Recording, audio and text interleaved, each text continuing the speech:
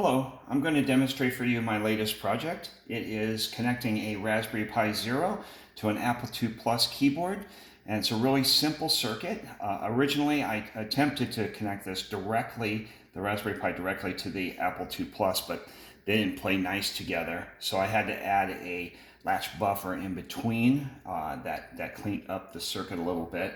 And with some simple Python script, I'm able to actually use a USB keyboard and write code that works using a USB keyboard on your Apple II Plus, or Apple II in theory.